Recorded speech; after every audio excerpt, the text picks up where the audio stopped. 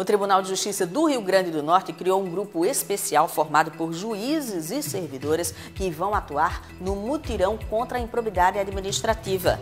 No programa de hoje você vai saber mais sobre esse trabalho numa entrevista com o juiz auxiliar da presidência do TJ, Fábio Filgueira.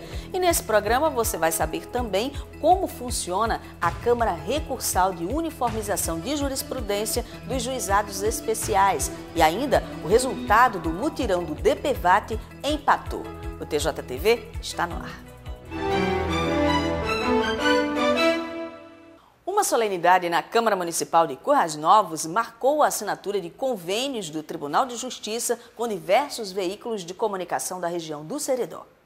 O presidente do Tribunal de Justiça, o desembargador Aderson Silvino, assinou convênios para exibição dos programas TJTV Notícias, TJTV O Judiciário e Você e a Sessão do Pleno, nas emissoras da TV Câmara Municipal de Currais Novos, TV Cristo Rei e Cides TV.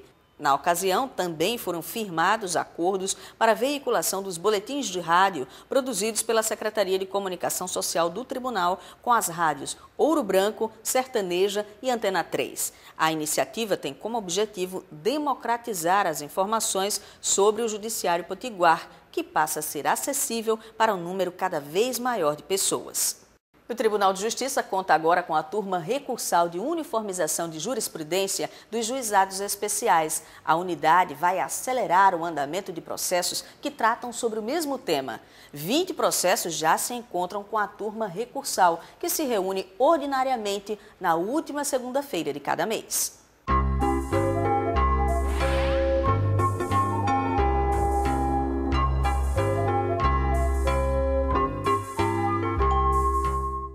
Ó, gente boa! Hoje nós vamos entender o que é uma curatela especial. Será que alguém na rua já conhecia o significado? A família entrou com pedido na justiça de curatela especial. Ai, eu não sei o que é isso, não. Essa palavra de curatela me lembra cura, curativo, alguma coisa desse gênero, né? Curatela dá muito a entender com a nossa saúde. É como uma curadora de alguma pessoa? Não, eu acho que é negócio de saúde, né? Pode ser negócio de saúde de curar alguma pessoa, mas tem que ter os médicos para poder curar, não é só Deus. Eu acho que é para cuidar de alguém, né? Assim, tomar conta da pessoa que não tem condições de, né, resolver alguma coisa.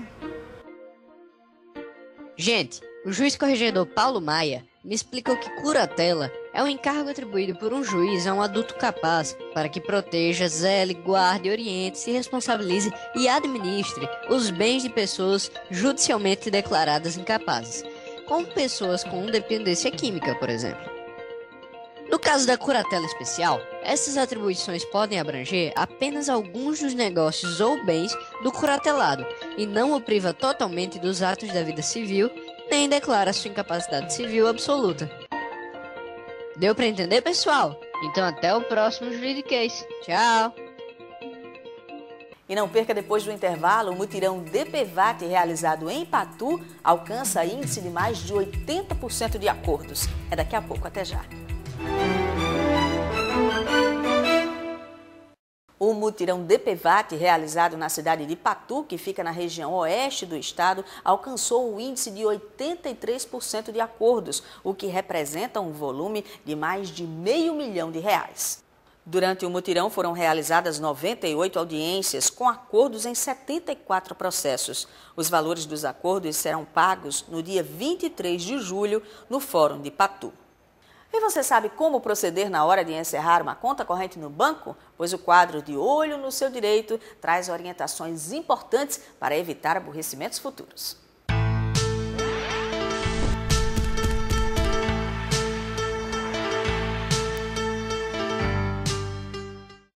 O esposo de Dona Alda não observou as regras contratuais para abertura e encerramento de contas correntes e teve que passar mais de 2 anos como cliente de um banco, mesmo contra a vontade. Ele fez um empréstimo e, quando pediu para encerrar a movimentação bancária, teve a solicitação negada sob o argumento de que antes teria que liquidar o empréstimo ainda em vigor. Ele não questionou. Porque se ele fosse para outro banco, eles achavam que ele não ia pagar o empréstimo, né? Mas o banco não aceitou ele fechar a conta. Mesmo ele todo mês pagando a prestação, o banco não aceitou ele fechar a conta. A postura adotada pelo banco em relação ao esposo de Dona Alda não estava prevista no contrato assinado, mas ele não sabia disso. E de acordo com o artigo 54, parágrafo 4º do Código de Defesa do Consumidor, se o contrato possuir cláusulas que impliquem em limitação de direitos dos consumidores, elas deverão ser redigidas com destaque de modo a permitir ao usuário a imediata e fácil compreensão. Segundo a aposentada, não foi o que ocorreu no caso do seu marido, que acabou tendo que arcar com taxas e encargos por mais de 2 anos sem necessidade. Aí quando ele terminou de pagar o empréstimo, que não devia mais, então ele foi lá e pediu para fechar. E eles não fizeram nenhuma objeção. Fechou na hora e foi para outro banco. O contrato de abertura de conta corrente deve conter informações claras sobre o saldo exigido para a manutenção da conta, regras para a inclusão do nome do depositante no cadastro de cheques sem fundos, procedimentos para o encerramento de conta, entre outros. De acordo com o coordenador-geral do PROCON no Rio Grande do Norte, Araquém Farias, o pedido de encerramento de conta deve ser aceito pelo banco, mesmo quando o cliente tiver cheques sustados, revogados ou cancelados, ou até mesmo se tiver um empréstimo em vigor. O banco não pode impor condições ou coagir ao consumidor a pagar um débito que ele tenha para poder fechar a sua conta. Ele tem que exigir o fechamento da sua conta e a agência bancária que procure os meios legais para cobrar a esse consumidor. Ele não pode ficar impedido de fechar a sua conta e sendo feito cobranças mensais em cima daqueles valores, né, que o consumidor não tem a obrigação de pagar no momento do fechamento. Então, sim, a agência tem a obrigação de encerrar aquela conta ou aquele serviço, ou seu cartão de crédito, na hora que ele fizer a solicitação. A juíza Sulamita Pacheco alerta os consumidores a ficarem atentos quando assinarem os contratos, para identificar possíveis abusos por parte das instituições financeiras. Todas as cláusulas que limitem os direitos do consumidor, elas têm que estar claras, em letras garrafais, de forma que se o consumidor ler e não entender, não assine. Procure uma pessoa que possa dar alguma explicação e se porventura a explicação for dada de maneira errada e não tiver claro, aí sim deve procurar o judiciário para que se interprete ali se houve ou não burla ao direito do consumidor. O que não significa que as obrigações do consumidor serão perdoadas. Havendo inadimplência, o banco deve e pode cobrar ao consumidor que pague, que quite suas contas. Jamais evitar fechamento de conta. Ele não pode obrigar o consumidor a se manter cliente do banco em razão de uma inadimplência. Então, havendo inadimplência, o consumidor pode requerer o fechamento da conta. A conta deve ser fechada e o banco, então, buscar a cobrança pelas vias ordinárias, judicialmente ou administrativamente. Mas não pode usar isso como uma forma de obrigar o consumidor a pagar a sua dívida. O Tribunal de Justiça cria o mutirão contra a improbidade. Depois do intervalo, você vai saber tudo sobre esse assunto numa entrevista com o juiz Fábio Filgueira. E o nosso convidado de hoje é o juiz auxiliar da presidência do Tribunal de Justiça, Fábio Filgueira. E o assunto é o mutirão contra a improbidade administrativa. Doutor Fábio, é um prazer ter o senhor aqui conosco. Como é que está funcionando esse mutirão? Bem, o mutirão ele foi lançado recentemente, composto por 6 juízes, com competência para os crimes, contra a administração pública e com competência também para julgar as demandas cíveis de improbidade administrativa. Doutor Fábio, o mutirão tem um período para funcionar em cumprimento de uma meta do CNJ? Exatamente. A previsão do CNJ é o julgamento de todos os processos envolvendo improbidade administrativa e na parte penal os crimes contra a administração pública, ajuizados até dezembro de 2011, para serem julgados até o final de 2013, até dezembro de 2013. Doutor Fábio, existe uma ansiedade até natural da população por saber quem são as pessoas que estão respondendo esses processos. O tribunal vai divulgar essa informação? Não, nós estamos vamos julgar acima de tudo os fatos, certo? Que envolvem, evidentemente, pessoas. Mas o tribunal não está preocupado com quem vai julgar, se é o prefeito do município A, o prefeito do município B. né? Não é uma preocupação do tribunal. A verdadeira preocupação do tribunal é chegar em dezembro de 2013 com todos esses processos julgados, né? Evidentemente, respeitando o contraditório, o devido processo legal, né? O amplo direito de defesa, né? E com julgamentos justos, acima de tudo. Então, essa que é a preocupação do tribunal. E buscando a celeridade necessárias para, conforme determina o CNJ, né? A meta 18 do CNJ. A proposta é seguir a lei e não personalizar, mas esses processos correm em sigilo de justiça ou não? Não, esses processos não correm em sigilo. As pessoas, né, podem consultar, né, acessando o sistema, né, SAGE do Tribunal de Justiça. Nós não temos hoje condições de dizer, né, porque o mutirão vai receber esses processos, vai fazer uma triagem a respeito e só depois nós teremos condição de divulgar números. E já começou a triagem dos processos? O mutirão já começou a receber esses processos vindos do interior, né, mas vale ressaltar que os juízes estão designados para as comarcas do interior.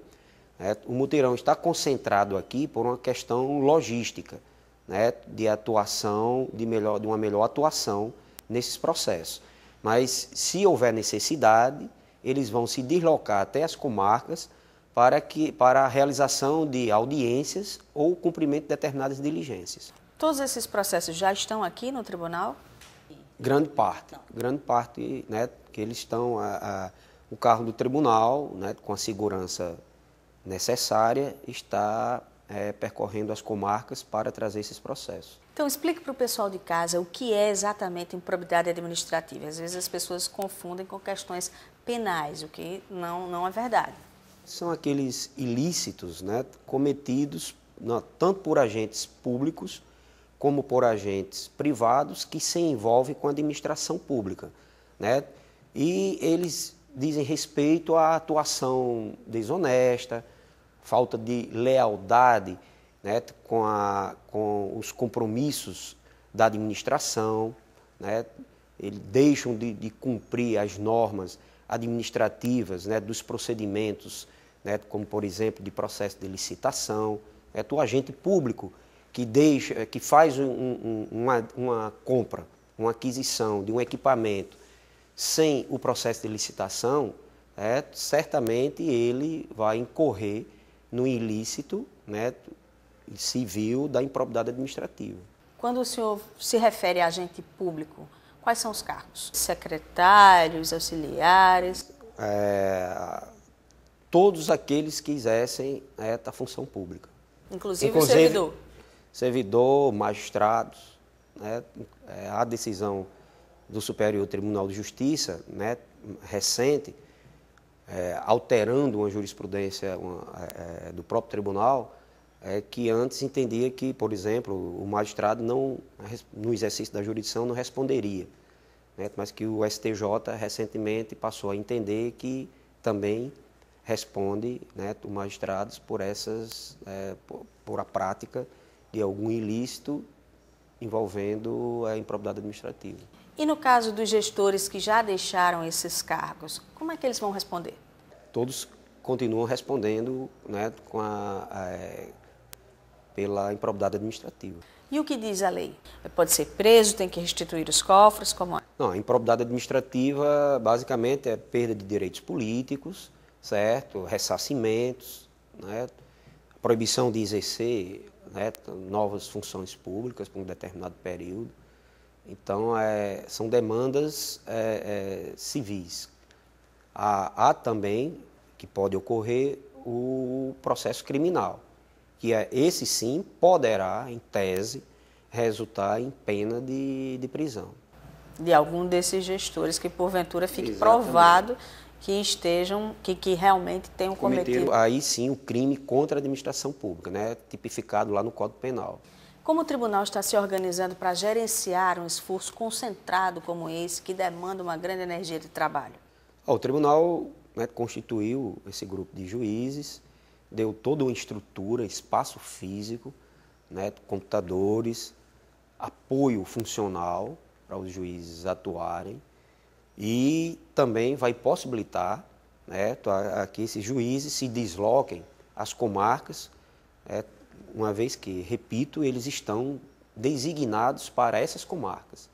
Certo? Então, é todo um apoio logístico, estrutural, que o tribunal está dando para esses juízes, né, a fim de que eles cumpram com a meta 18 do CNJ. Esse ano o tribunal tem investido em várias frentes de trabalho. Além desse mutirão, tem também o Expresso Judiciário. Como é que está esse trabalho hoje? Olha, o Expresso Judiciário está avançando. Né? Iniciamos com a comarca de Parelhas, que funcionou como uma espécie de comarca piloto. E os dados que nós temos é que, por exemplo, Parelhas, nós já zeramos, né, da parte de família, né, todos os processos da área de família. Do juizado especial também praticamente estão todos julgados. Né. Da área criminal estamos também muito próximos de zerar. E, igualmente, da área civil, né, nós temos poucos processos para sentenciar, já estamos concluindo. E até a conclusão do mutirão, né, todos os processos cíveis também serão julgados. Isso faz parte do slogan da transparência dessa gestão. Transparência, celeridade processual, né, e buscar efetivar, né, concretizar o direito do cidadão a um processo, certo? A um encerramento de um processo dentro de um prazo razoável. Esse é o objetivo hoje do tribunal. Doutor Fábio, muito obrigado por ter estado com a gente aqui mais uma vez. Obrigado, eu que agradeço. E o nosso programa de hoje vai ficando por aqui, mas você sabe que pode acompanhar outras notícias e informações sobre o Poder Judiciário do Rio Grande do Norte pela internet. Até o programa que vem.